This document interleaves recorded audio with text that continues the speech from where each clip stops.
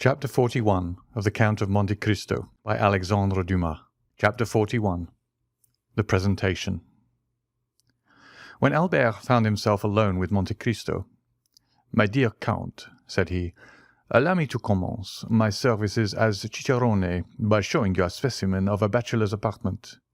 You, who are accustomed to the palaces of Italy, can amuse yourselves by calculating in how many square feet a young man who is not the worst lodged in Paris can live. As we pass from one room to another, I will open the windows to let you breathe." Monte Cristo had already seen the breakfast room and the salon on the ground floor. Albert led him first to his atelier, which was, as we have said, his favourite apartment. Monte Cristo quickly appreciated all that Albert had collected here: old cabinets, Japanese porcelain, Oriental stuffs, Venetian glass, arms from all parts of the world. Everything was familiar to him, and at first glance he recognized their date, their country, and their origin. Morcerf had expected he should be the guide. On the contrary, it was he who, under the Count's guidance, followed a course of archaeology, mineralogy, and natural history. They descended to the first floor. Albert led his guest into the salon. The salon was filled with the works of modern artists. There were landscapes by Dupré, with their long reeds and tall trees, their lowing oxen and marvellous skies; Delacroix's Arabian cavaliers with their long white burnouses, their shining belts, their damasked arms, their horses, who tore each other with their teeth while their riders contended fiercely with their maces; aquarelles of Boulanger representing Notre-Dame de Paris with that vigour that makes the artist the rival of the poet. There were paintings by Diaz, who makes his flowers more beautiful than flowers, his suns more brilliant than the sun; designs by Decamps, as vividly coloured as those of Salvator Rosa, but more poetic; pastels by Giraud and Müller, representing children like angels and women with the features of a virgin; sketches torn from the album of Dosat's Travels in the East, that had been made in a few seconds on the saddle of a camel or beneath the dome of a mosque; in a word, all that modern art can give in exchange and as recompense for the art lost and gone with ages long since past. Albert expected to have something new this time to show to the traveller, but to his great surprise, the latter, without seeking for the signatures, many of which, indeed, were only initials, named instantly the author of every picture in such a manner that it was easy to see that each name was not only known to him, but that each style associated with it had been appreciated and studied by him. From the salon they passed into the bedchamber. It was a model of taste and simple elegance. A single portrait, signed by Leopold Robert, shone in its carved and gilded frame. This portrait attracted the Count of Monte Cristo's attention, for he made 3 rapid steps in the chamber and stopped suddenly before it. It was the portrait of a young woman of 5 or 6 and 20, with a dark complexion, and light and lustrous eyes, veiled beneath long lashes. She wore the picturesque costume of the Catalan fisherwoman, a red and black bodice, and golden pins in her hair. She was looking at the sea, and her form was outlined on the blue ocean and sky. The light was so faint in the room that Albert did not perceive the pallor that spread itself over the Count's visage, or the nervous heaving of his chest and shoulders. Silence prevailed for an instant, during which Monte Cristo gazed intently on the picture. "You have there a most charming mistress, Viscount," said the Count in a perfectly calm tone. "And this costume, a ball costume, doubtless becomes her admirably." "Ah, monsieur," returned Albert, "I would never forgive you this mistake if you had seen another picture besides this. You do not know my mother. She it is whom you see here. She had her portrait painted thus 6 or 8 years ago. This costume is a fancy one, it appears, and the resemblance is so great that I think I shall see my mother the same as she was in 1830. The Countess had this portrait painted during the Count's absence. She doubtless intended giving him an agreeable surprise, but, strange to say, this portrait seemed to displease my father, and the value of the picture, which is, as you see, one of the best works of Leopold Robert, could not overcome his dislike to it. It is true, between ourselves, that Monsieur de Morcerf is one of the most assiduous peers at Luxembourg, a general renowned for theory, but a most mediocre amateur of art. It is different with my mother, who paints exceedingly well, and who, unwilling to part with so valuable a picture, gave it to me to put here, where it would be less likely to displease Monsieur de Morcerf, whose portrait, by Gros, I will also show you. Excuse my talking of family matters, but as I shall have the honour of introducing you to the Count, I tell you this to prevent you making any allusions to this picture. The picture seems to have a malign influence, for my mother rarely comes here without looking at it, and still more rarely does she look at it without weeping. This disagreement is the only one that has ever taken place between the Count and Countess, who are still as much united, although married more than 20 years, as on the first day of their wedding. Monte Cristo glanced rapidly at Albert, as if to seek a hidden meaning in his words, but it was evident the young man uttered them in the simplicity of his heart. "Now," said Albert, "that you have seen all my treasures, allow me to offer them to you, unworthy as they are. Consider yourself as in your own house, and to put yourself still more at your ease, pray accompany me to the apartments of Monsieur de Morcerf, he whom I wrote from Rome an account of the services you rendered me, and to whom I announced your promised visit. And I may say that both the Count and Countess anxiously desire to thank you in person. You are somewhat blasé, I know, and family scenes have not much effect on Sinbad the sailor, who has seen so many others. However, accept what I propose to you as an initiation into Parisian life, a life of politeness, visiting and introductions." Monte Cristo bowed without making any answer. He accepted the offer without enthusiasm and without regret, as one of those conventions of society which every gentleman looks upon as a duty. Albert summoned his servant and ordered him to acquaint Monsieur and Madame de Morcerf of the arrival of the Count of Monte Cristo. Albert followed him with the Count. When they arrived at the antechamber, above the door was visible a shield, which by its rich ornaments and its harmony with the rest of the furniture indicated the importance the owner attached to this blason. Monte Cristo stopped and examined it attentively. "Age of 7 merlets, or placed bender," said he. "These are doubtless your family arms. Except the knowledge of blasons that enables me to decipher them, I am very ignorant of heraldry. I, a count of a fresh creation, fabricated in Tuscany by the aid of a commandery of St. Stephen, and who would not have taken the trouble had I not been told that when you travel much it is necessary. Besides, you must have something on the panels of your carriage to escape being searched by the custom-house officers. Excuse my putting such a question to you." "It is not indiscreet," returned Morcerf, with the simplicity of conviction. "You have guessed rightly. These are our arms, that is, those of my father. But they are, as you see, joined to another shield, which has Jules, a silver tower which are my mother's. By her side I am Spanish, but the family of Morcerf is French, and I have heard one of the oldest of the south of France." "Yes," replied Monte Cristo, "these blasons prove that. Almost all the armed pilgrims that went to the Holy Land took for their arms either a cross in honour of their mission, or birds of passage in sign of the long voyage they were about to undertake, and which they hoped to accomplish on the wings of faith. One of your ancestors had joined the Crusades, and supposing it to be only that of St. Louis, that makes you mount to the 13th century, which is tolerably ancient." "It is possible," said Morcerf. "My father has in his study a genealogical tree which will tell you all that, and on which I made commentaries that would have greatly edified Osier and Jaucourt. At present I no longer think of it, and yet I must tell you that we are beginning to occupy ourselves greatly with these things under our popular government." "Well, then, your government would do well to choose from the past something better than the things that I have noticed on your monuments, and which have no heraldic meaning whatever. As for you, Viscount, continued Monte Cristo to Morcerf, "you are more fortunate than the government, for your arms are really beautiful and speak to the imagination. Yes, you are at once from Provence and Spain.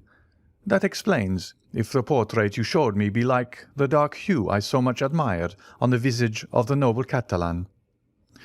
It would have required the penetration of Oedipus or the Sphinx to have divined the irony the Count concealed beneath these words, apparently uttered with the greatest politeness. Morcerf thanked him with a smile and pushed open the door above which were his arms, and which, as we have said, opened into the salon. In the most conspicuous part of the salon was another portrait. It was that of a man, from 5 to 38, in the uniform of a general officer, wearing the double epaulette of heavy bullion that indicates superior rank, the ribbon of the Legion of Honour around his neck, which showed he was a commander, and on the right breast the star of a Grand Officer of the Order of the Saviour, and on the left that of the Grand Cross of Charles III, which proved that the person represented by the picture had served in the wars of Greece and Spain, or what was just the same thing as regarded decorations had fulfilled some diplomatic mission in the two countries. Monte Cristo was engaged in examining this portrait with no less care than he had bestowed upon the other, when another door opened, and he found himself opposite to the Count of Morcerf in person. He was a man of 40 to 45 years, but he seemed at least 50, and his black moustache and eyebrows contrasted strangely with his almost white hair, which was cut short in the military fashion. He was dressed in plain clothes, and wore at his buttonhole the ribbons of the different orders to which he belonged. He entered with a tolerably dignified step, and some little haste. Monte Cristo saw him advance towards him without making a single step. It seemed as if his feet were rooted to the ground, and his eyes on the Count of Morcerf. "Father," said the young man, "I have the honour of presenting to you the Count of Monte Cristo, the generous friend whom I had the good fortune to meet in the critical situation of which I have told you." "You are most welcome, monsieur," said the Count of Morcerf, saluting Monte Cristo with a smile. "And monsieur has rendered our house in preserving its only heir, a service which ensures him our eternal gratitude." As he said these words, the Count of Morcerf pointed to a chair, while he seated himself in another opposite the window. Monte Cristo, in taking the seat Morcerf offered him, placed himself in such a manner as to remain concealed in the shadow of the large velvet curtains, and read on the careworn and livid features of the Count a whole history of secret griefs written in each wrinkle time had planted there. "The Countess," said Morcerf, "was at her toilette when she was informed of the visit she was about to receive. She will, however, be in the salon in 10 minutes." "It is a great honour to me," returned Monte Cristo, "to be thus, on the first day of my arrival in Paris, brought in contact with a man whose merit equals his reputation, and to whom fortune has for once been equitable. But has she not still on the plains of Metidja, or in the mountains of Atlas, a marshal's staff to offer you?" "Oh," replied Morcerf, reddening slightly, "I have left the service, monsieur. Made a peer at the Restoration, I served through the first campaign under the orders of Marshal Bourbon. I could, therefore, expect a higher rank, and who knows what might have happened had the elder branch remained on the throne. But the Revolution of July was, it seems, sufficiently glorious to allow itself to be ungrateful, and it was so for all services that did not date from the imperial period. I tendered my resignation, for when you have gained your epaulettes on the battlefield, you do not know how to manoeuvre on the slippery grounds of the salon. I have hung up my sword and cast myself into politics. I have devoted myself to industry. I studied the useful arts. During the 20 years I served, I often wished to do so, but I had not the time." "These are the ideas that render your nation superior to any other," returned Monte Cristo. a gentleman of high birth, possessor of an ample fortune. You have consented to gain your promotion as an obscure soldier, step by step. This is uncommon. Then become general, peer of France, commander of the Legion of Honour. You consent to again commence a second apprenticeship, without any other hope of any other desire than that of one day becoming useful to your fellow creatures. This indeed is praiseworthy. Nay, more, it is sublime." Albert looked on and listened with astonishment. He was not used to see Monte Cristo give vent to such bursts of enthusiasm. "Alas," continued the stranger, doubtless to dispel the slight cloud that covered Morcerf's brow, "we do not act thus in Italy. We grow according to our race and our species, and we pursue the same lines and often the same uselessness all our lives." "But, monsieur," said the Count of Morcerf, "for a man of your merit, Italy is not a country, and France opens her arms to receive you. Respond to her call. France will not, perhaps, be always ungrateful. She treats her children ill, but she always welcomes strangers." "Ah, father," said Albert with a smile, "it is evident you do not know the Count of Monte Cristo. He despises all honours and contents himself with those written on his passport." "That is the most just remark," replied the stranger, "I have ever heard made concerning myself." "You have been free to choose your career," observed the Count of Morcerf with a sigh, "and you have chosen the path strewed with flowers." "Precisely, monsieur," replied Monte Cristo with one of those smiles that a painter could never represent or a physiologist analyze. "If I did not fear to fatigue you," said the general, evidently charmed with the Count's manners, "I would have taken you to the chamber. There is a debate very curious to those who are strangers to our modern senators." "I shall be most grateful, monsieur, if you will at some future time renew your offer. But I have been flattered with the hope of being introduced to the Countess, and I will therefore wait." "Ah, here is my mother," cried the Viscount. Monte Cristo turned round hastily and saw Madame de Morcerf at the entrance of the salon, at the door opposite to that by which her husband had entered, pale and motionless. When Monte Cristo turned around, she let fall her arm, which for some unknown reason had been resting on the gilded door-post. She had been there some moments, and had heard the last words of the visitor. The latter rose and bowed to the Countess, who inclined herself without speaking. "Ah, good heavens, madame," said the Count. "Are you ill, or is it the heat of the room that affects you?" "Are you ill, mother?" cried the Viscount, springing towards her. She thanked them both with a smile. "No," returned she, "but I feel some emotion on seeing for the first time the man without whose intervention we should have been in tears and desolation, monsieur," continued the Countess, advancing with the majesty of a queen. "I owe to you the life of my son, and for this I bless you.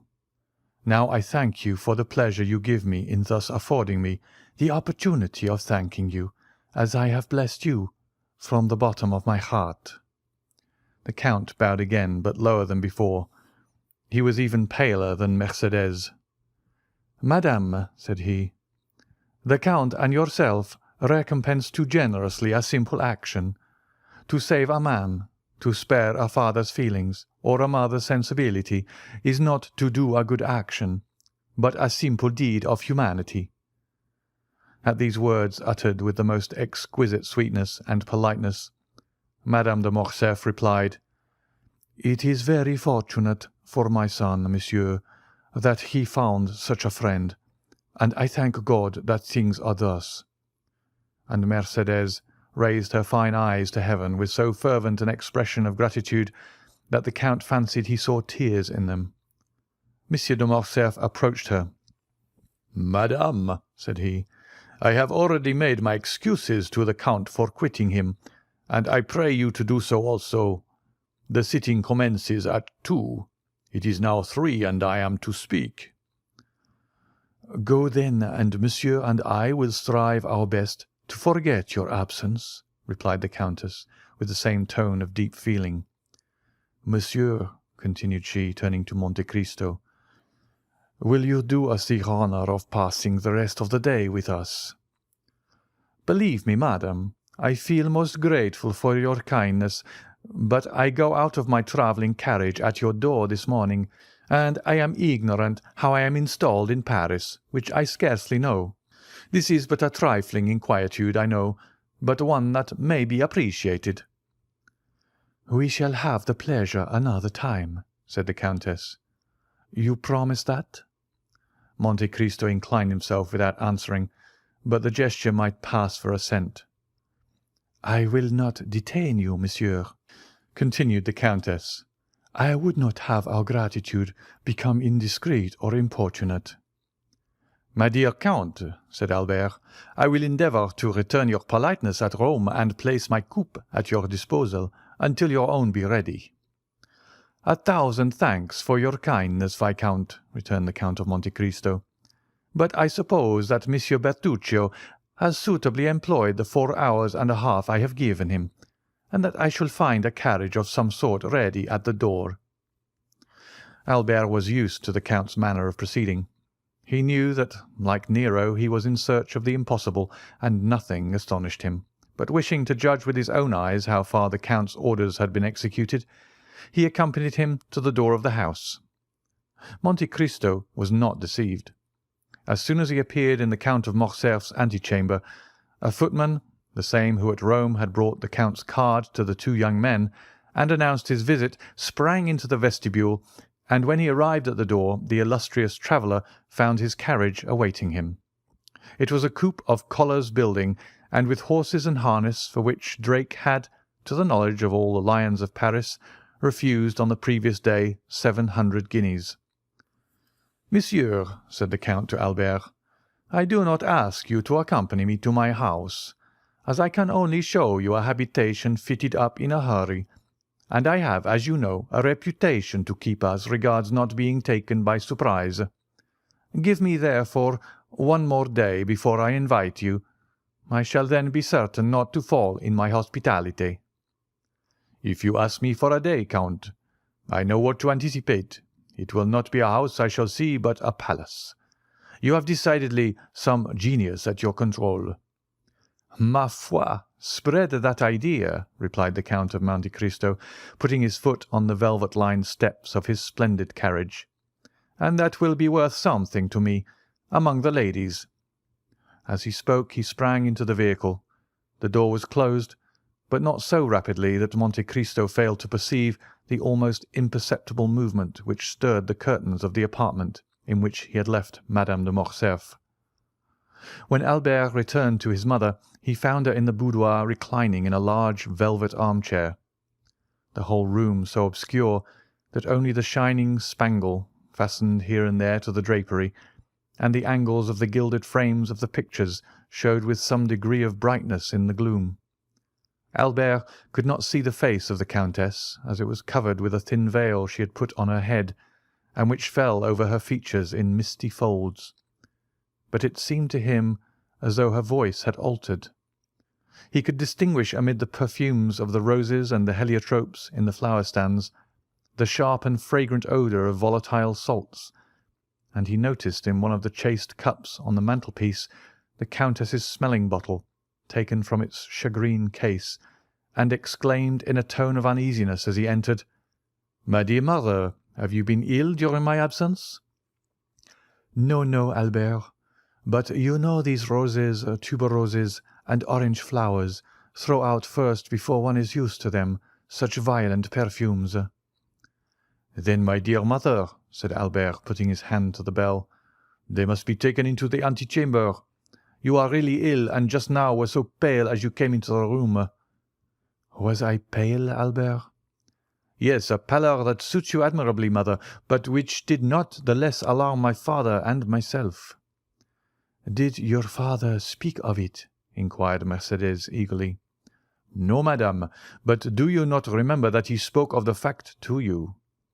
"Yes, I do remember," replied the Countess. A servant entered, summoned by Albert's ring of the bell.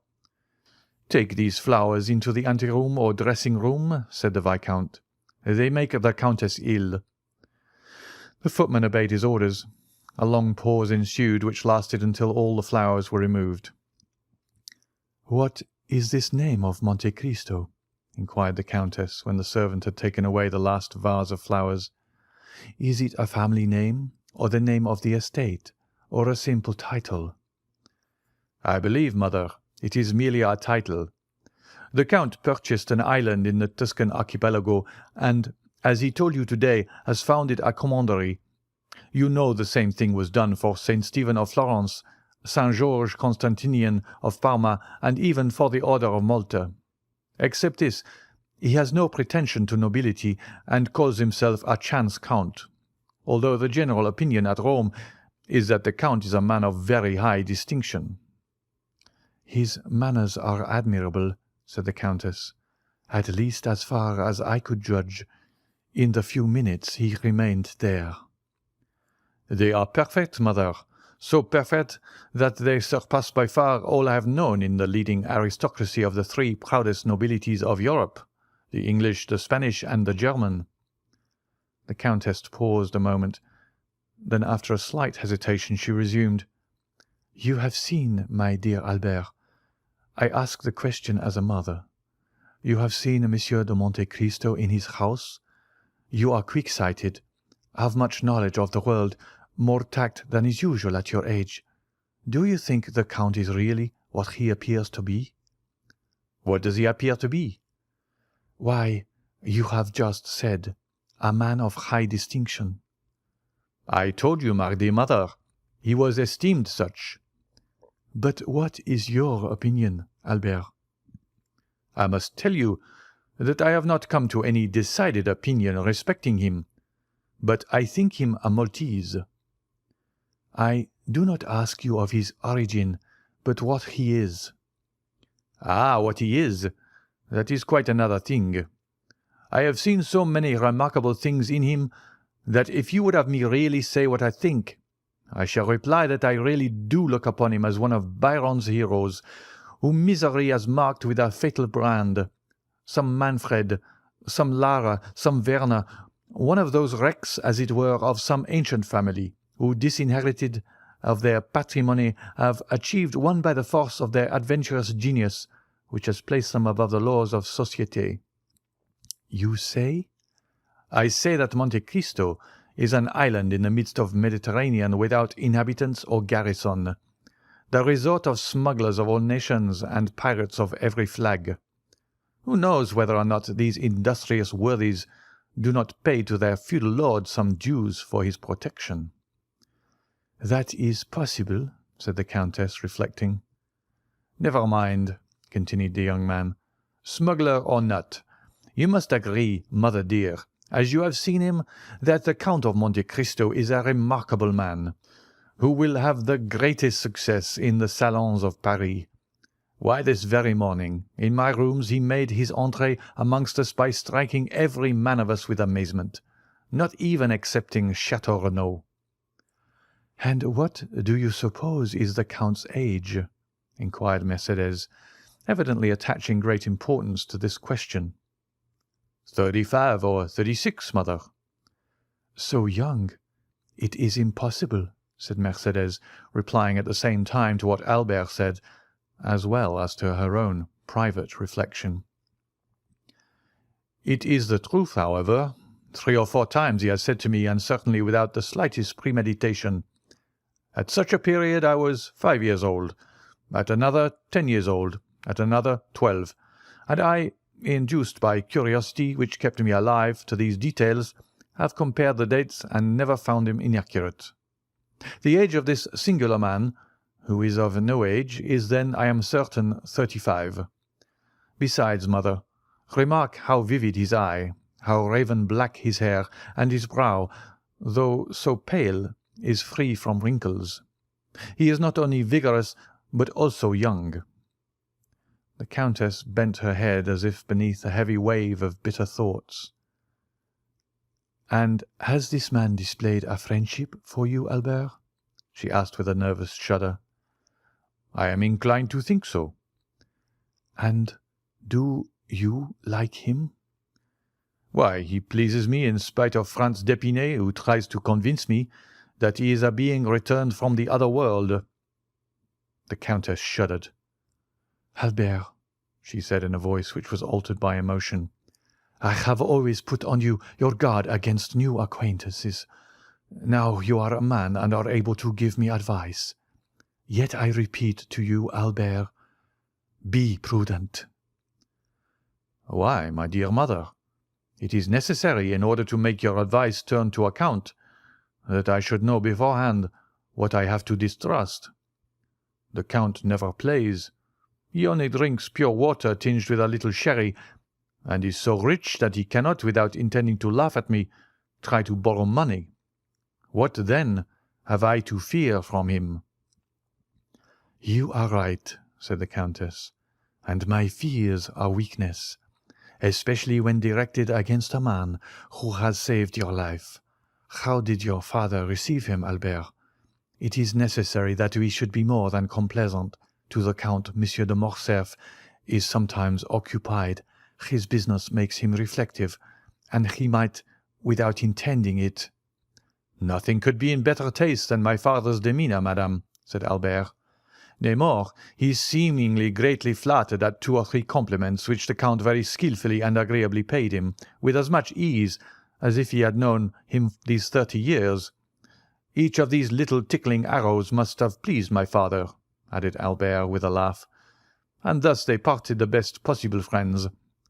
And Monsieur de Morcerf even wished to take him to the chamber to hear the speakers.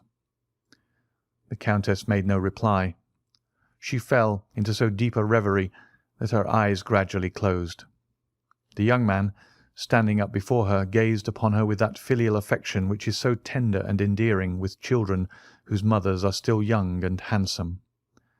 Then, after seeing her eyes closed and hearing her breathe gently, he believed she had dropped asleep, and left the apartment on tiptoe, closing the door after him with the utmost precaution. "This devil of a fellow," he uttered, shaking his head. "I said at the time he would create a sensation here, and I measure his effect by an infallible thermometer. My mother has noticed him, and he must therefore perforce be remarkable." He went down to the stables, not without some slight annoyance, when he remembered that the Count of Monte Cristo had laid his hands on a turnout, which sent his bays down to second place in the opinion of connoisseurs. "Most decidedly," said he, "men are not equal, and I must beg my father to develop this theorem in the Chamber of Peers." End of chapter 41.